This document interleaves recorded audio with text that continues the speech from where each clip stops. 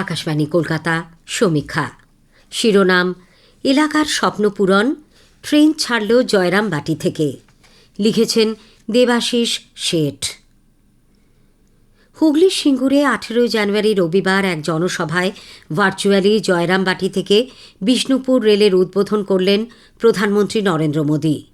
ওই দিন বিকেলে বহু প্রতীক্ষিত ট্রেন ছাড়ল মায়ের বাড়ি জয়রামবাটি থেকে। সেই রেলের বাঁশির শব্দে উচ্ছ্বসিত সারা রাজ্যের মানুষ। তারকেশ্বর বিষ্ণুপুর রেল সংযোগের আরও একটি বড় ধাপ পার হয়ে গেল এই স্টেশনটি সংযুক্ত হওয়ার সঙ্গে সঙ্গে। মনে করা হচ্ছে এর ফলে কৃষি পণ্য পরিবহন থেকে শুরু করে নিত্য প্রয়োজনীয় জিনিসের আমদানি রপ্তানি ও যাতায়াত ব্যবস্থার প্রভূত উন্নতি হবে। তার দরুন ইতিবাচক প্রভাব পড়বে এলাকার আর্থসামাজিক ক্ষেত্রে। হুগলি, পশ্চিম মেদিনীপুর ও বাঁকুড়া জেলার সীমান্তবর্তী এই এলাকার অধিকাংশ মানুষের বাস দারিদ্র্য সীমার নিচে। যাতায়াত ব্যবস্থার অসুবিধের কারণে তারা কৃষিজ ফসল, জলা বা দিঘি থেকে উৎপাদিত মাছ ইত্যাদির সঠিক দাম পান না। এখানকার ছেলেমেয়েরাও উচ্চশিক্ষার সুযোগ থেকে বঞ্চিত হন। অল্প বয়সেই লেখাপড়া শেষ করে দিতে হয় পরিবহন ব্যবস্থার অসুবিধের জন্য। এইসব কারণেই এলাকার উল্লেখযোগ্য কোনো উন্নতি হয়নি। এবার সেই সব বাধা কাটিয়ে উঠবেন এলাকার মানুষজন, এমনটাই আশা করা হচ্ছে।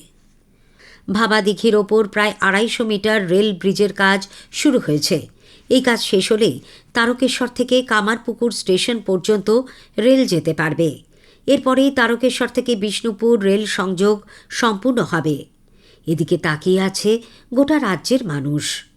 তারকেশ্বর বিষ্ণুপুর রেল চলাচল শুরু হলে কলকাতা থেকে সহজেই কামারপুকুর, জয়রামবাটি ও বিষ্ণুপুরে যাওয়া যাবে। এর ফলে পর্যটন শিল্পের প্রসার ঘটবে উল্লেখযোগ্যভাবে। এছাড়াও এই রেল লাইন ঘিরে এলাকার সাধারণ মানুষের একটা বিশেষ আবেগের জায়গা রয়েছে। রেলের সঙ্গে ওতপ্রোতভাবে জড়িয়ে আছে সারদামণি দেবীর জীবনের এক গুরুত্বপূর্ণ ঘটনা। তখন 1219 বঙ্গাব্দ। সারদামণি থাকেন কামারপুকুরে আর শ্রীরামকৃষ্ণ দক্ষিণেশ্বরে।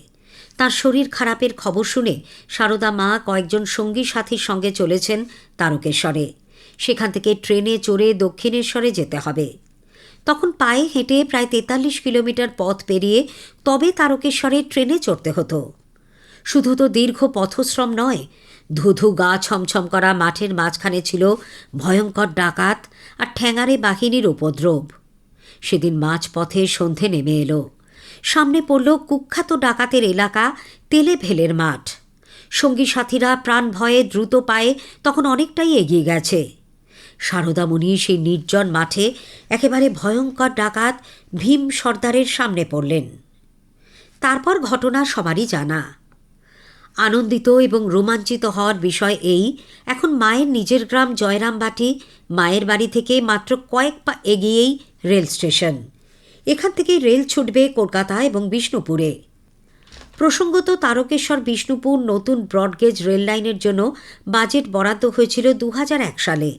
কাজ সম্পূর্ণ করার সময়সীমা নির্ধারিত হয় 2023 সাল পর্যন্ত। তারকেশ্বর থেকে বিষ্ণুপুর 83 কিলোমিটার রাস্তার মধ্যে বেশিরভাগ অংশের কাজই শেষ হয়ে গিয়েছিল অনেক দিন আগে। কিন্তু তারপরেই বিপত্তি শুরু হয়। গোঘাট ও কামারপুকুরের মধ্যবর্তী ভাবাদিঘি এলাকায় ভাবাদিঘি বাঁচাও আন্দোলনের জেরে 17 সাল থেকে এলাকায় কাজ থমকে ছিল। সরকার ও রেল দপ্তর অত্যন্ত ধৈর্যের সঙ্গে পরিস্থিতির মোকাবিলা করেন। শেষে উচ্চ আদালতের নির্দেশে জমি জট কাটিয়ে পুনরায় রেলের কাজ শুরু হয়। ঠিক হয় দিঘির জল বাঁচিয়ে দিঘির ওপর দিয়ে রেল ব্রিজ তৈরি করে রেল নিয়ে যাওয়া হবে।